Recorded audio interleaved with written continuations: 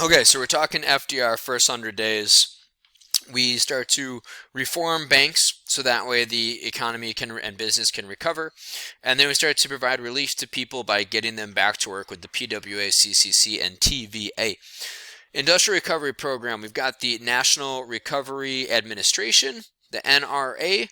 All right, now this is another thing that's going to eventually be ruled unconstitutional. Spoiler alert, boom, you can see it down there, right? Because this is also very much socialism, all right? We've got it run by Hugh Johnson, got some antitrust legislation in there, so that way we can basically help everybody out. But here's the big thing, what it's actually doing for. We're setting wages, we're setting hours worked, we're setting level of production and prices of finished goods. All right, and we're giving people the right to organize in unions. Now, this actually worked, and it worked very well. All right, this worked so that way basically the NRA could be a giant trust that was operating all other businesses, but this really is the government taking control of the means of production, which is the definition of socialism. All right, we are taking over businesses, we're telling them what they can charge, how much they can produce, how long people can work, and the wages. Now, we're trying to address a lot of the causes that got us into the Great Depression, right? We're trying to make sure that we have a decent distribution of wealth and that people are making enough money so they can go buy things. We're trying to make sure that we're not overproducing goods, and then we're trying to set a price so that people can actually afford what we're making in these various industries, but it was too much, and eventually it's ruled unconstitutional. We do some work for farmers in the Agricultural Adjustment Board, and you can just see some other ones in here. A big one is the SEC, the Securities and Exchange Commission.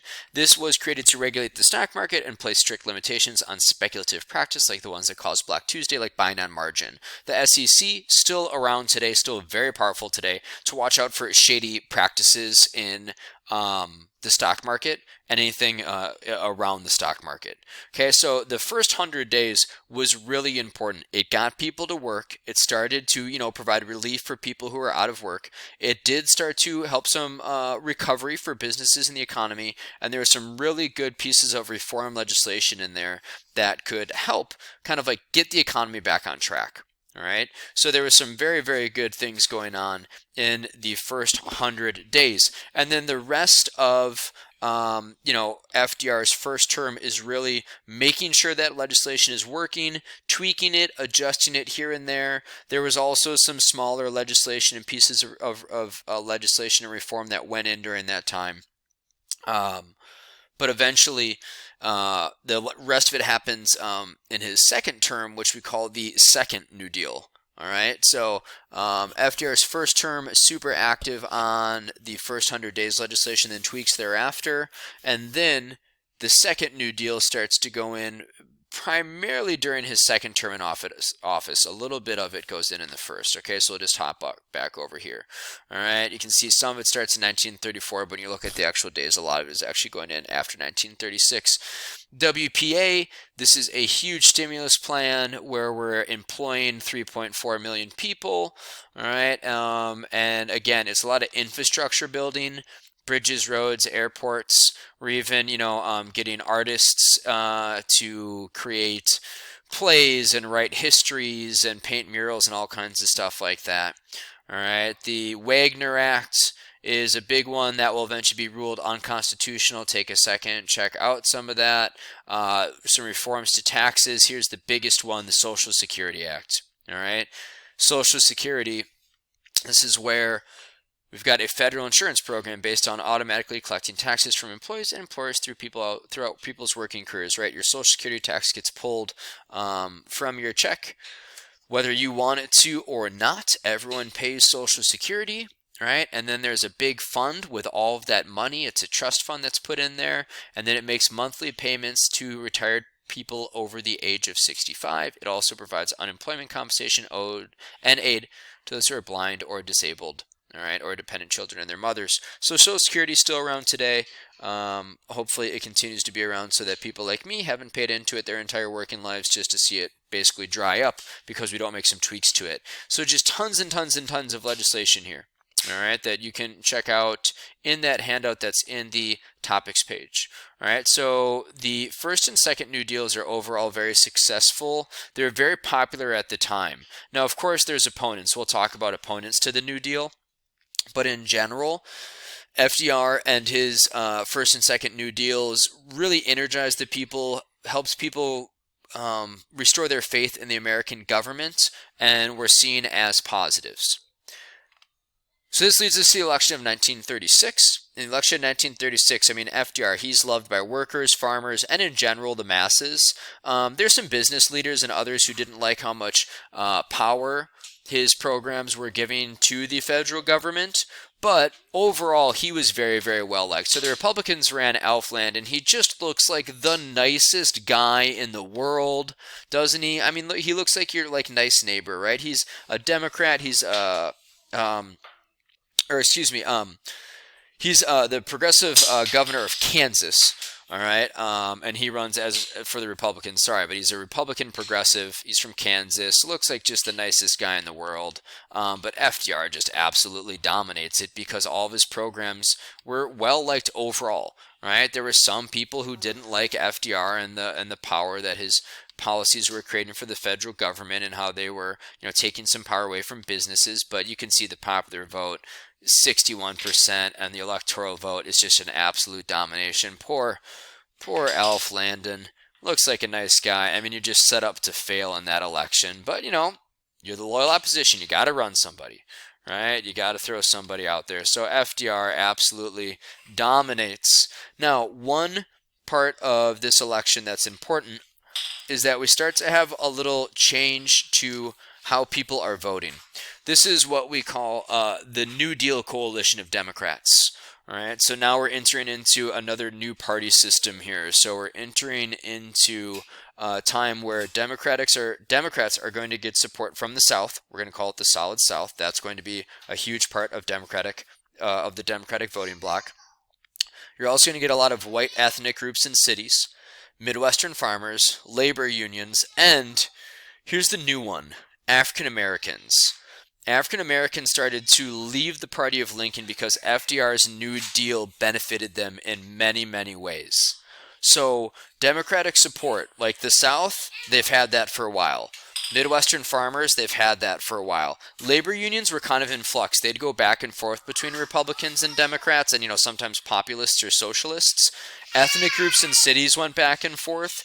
But African Americans were the really big new one that came in, and now we have the New Deal coalition of Democratic support, the Solid South, white ethnic groups in city, Midwestern farmers, labor unions, and African Americans. So then Republican support, you're going to get some white ethnic support in rural America, if you were kind of like a middle class American, not a farmer, and then you're going to get a lot of people who are involved in industry and business. You still have some imperialists, and you're also going to get some small government support.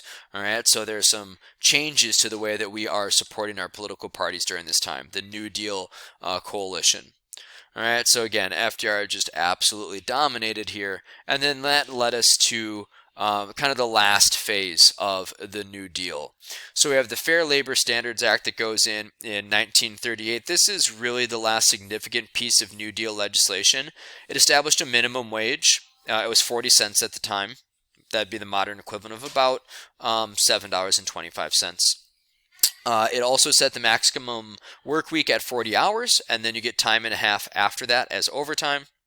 This is also the piece of legislation that finally establishes child labor laws. Now you cannot work full-time until the age of 16. So there's restrictions for child labor for 16 and under, and it's pretty similar to how it works today.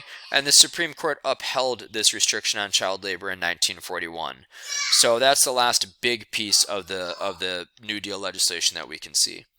Now, the decline of the New Deal, as a result of some economic and political factors, we start to see the amount of legislation that is being passed slow and then come to a standstill after 1938. Part of it is that FDR's first term and the first and second New Deals had worked. Banks were stable, business earnings were up. Unemployment had been reduced. It still wasn't good. It was, around 15%, but that's down from about 25 or 30%. So part of it is because things were working, people don't want to continue to increase the power of the government or make drastic changes because they felt like things were on the up and up. We also started to see a little bit of a backslide in excuse me, right at the end of 1937, beginning of 1938. The Social Security tax did reduce some consumer spending. So there were also some people who said, "Hey, we don't need to do much more because it's working." And then there are some people who said, "Well, we also don't want to do more because there might be a little bit of a backslide and a regression here. So let's not get too wild with more legislation. Let's just see if the first round of legislation is working." Also, a lot of the opponents of the New Deal were starting to become more vocal and more well known. So the New Deal starts to go into decline after the Fair Labor Standards Act of 1938. But before we see the end of the New Deal, we want to take a second here to understand the policy of really the economic policy of what the New Deal was doing. The New Deal was using Keynesian economics. Okay. So Keynesian economics got their name from John Maynard Keynes. He's an English economist, John Maynard Keynes. All right. And what John Maynard Keynes came up with was Keynesian economics, and it's his way of trying to basically solve recessions and depressions. Okay, so John Maynard Keynes, this English economist, said that in a recession or a depression, deficit spending was acceptable because it would later stimulate economic growth. Keynes argued that deficit spending was like priming the pump so that economic growth could occur later. Priming the pump is like if you ever used like an outboard motor on like a boat up north. Sometimes there's like a little ball and you squeeze it and it pushes gas into an engine. You're priming the engine like a lot of lawnmowers have. And my lawnmower at home has it. You have to push a little ball and then it physically pushes gas into the engine. So then when you pull the ripcord and the spark is there, there's already some fuel in there. So it helps the engine start better. Okay, so what Keynes is saying is that deficit spending by the government spending money, primes the economic pump. It primes the economic engine. So that way it's like there's fuel there. All you need is a spark. FDR and his administration used this principle, and we started to see some positive results. All right, so I'm going to grab my little pen here, and we're going to look at this chart to kind of see how it works. Okay, so it starts here. It starts with investment by government or private sector. All right, but in the first round, what it always starts with is investment by the government. Okay, so the government invests money, like in the WPA, or the Works Progress Administration, the WPA. And that creates jobs, right? Now we're making Honey Creek and Underwood Parkway, all right? And then people with those jobs go out and spend money, all right? They buy groceries, they buy clothing, they pay their bills, right? And then that indirectly creates jobs because now all these guys working for the WPA in Wauwatosa have more money to spend, so they're buying groceries, they're buying clothing. Now the clothing stores, JCPenney at the time, or Sears at the time, or whatever the grocery stores were, they're going to now have to hire more people to meet the needs of these people who got jobs from the initial government spending.